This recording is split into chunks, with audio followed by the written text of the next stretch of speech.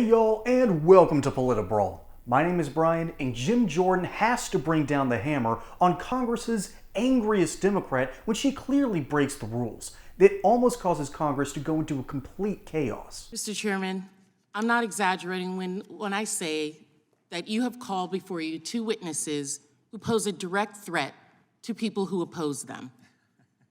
It's funny when people have to go through that. Exactly. This is unacceptable. I'm ready for it. I don't know if a lot of other people are, but just as it was unacceptable for Kevin McCarthy to provide 41,000 hours of sensitive security footage to a biased talking head in an effort to rewrite what happened on January 6th. This is a new Republican playbook, apparently. Risk American safety and security to score political points. The gentlelady's words should be struck. We do not accuse witnesses of threatening others. That is out of line and outside the rules of this committee. That, and I can have an opinion. You don't get to determine what's struck down. Well, you do get an opening statement, and it's about over. The committee will suspend. We know this is because at the first hearing, the chairman claimed that big government and big tech colluded to shape and mold the narrative and suppress information and censor Americans. This is a false narrative. We're engaging in false narratives here, and we are going to tell the truth. I yield back. Gentlelady yields back. I would just point out the consent decree was in our report. We offered your staff also the opportunity to review the FTC letters. You have not come over to review those letters. Third, the idea that I believe both of these individuals who are getting ready to testify, I believe they're both Democrats. The idea that two journalists who happen to be Democrats— Did you not give that offer at 8 o'clock last night? I'm talking now. Your time was ended a few seconds ago. Neither of us are in time. I don't think they're here to help us politically. I think they're here to tell us the truth. And oh, by the way, the first FTC letter to Twitter after the first set of Twitter files, the very first question was, who are the journalists you're talking to? And you guys don't care. You don't care. You don't want the 2011 consent decree? You don't want the American people to see what happened, the full video, transparency. You don't want that, and you don't want two journalists who have been named personally by the Biden administration, FTC, in a letter. The Biden administration. And you're saying they're here to help us. They're here to tell their story. And frankly, I think they're brave individuals for being willing to come after they've been named in a letter from the Biden FTC. Is this your question time now? No, I'm responding to your ridiculous statements you made in your opening statement. Okay, well, let's get on with it. Oh, now we want to get on with it. So you can say all the things you want, and I point out I did in my opening statement, as well as you had an opening statement. You said what you needed to say in your opening statement, and I, as the ranking member, have used my time. Without objection, all other opening statements will be included in the record. We will introduce today's witness, Matt Taibbi. He's a journalist and author.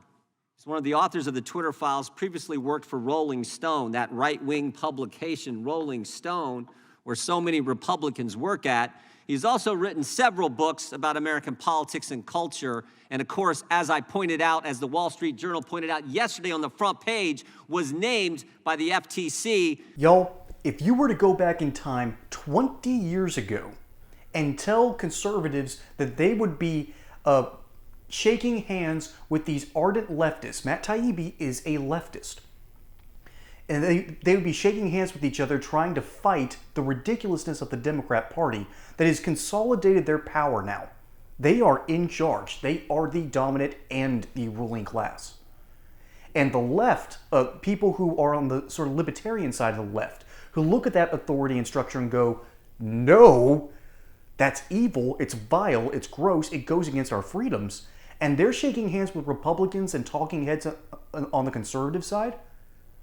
The kind of world we live in is absolutely bonkers. It's insane. And that's why Stacey Plaskin is getting so angry.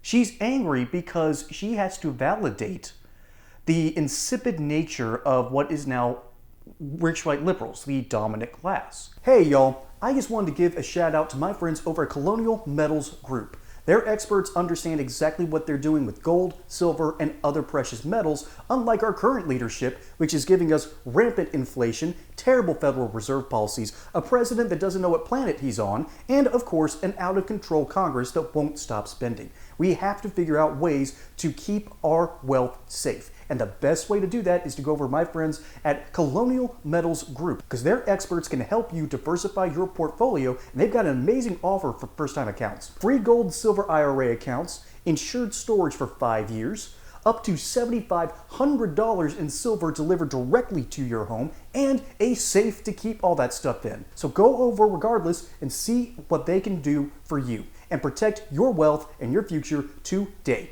Now, back to regularly scheduled programming. She has to be this angry. She has to put logic aside, leave it at the door, and go on this weird tirade how these people are dangerous to democracy.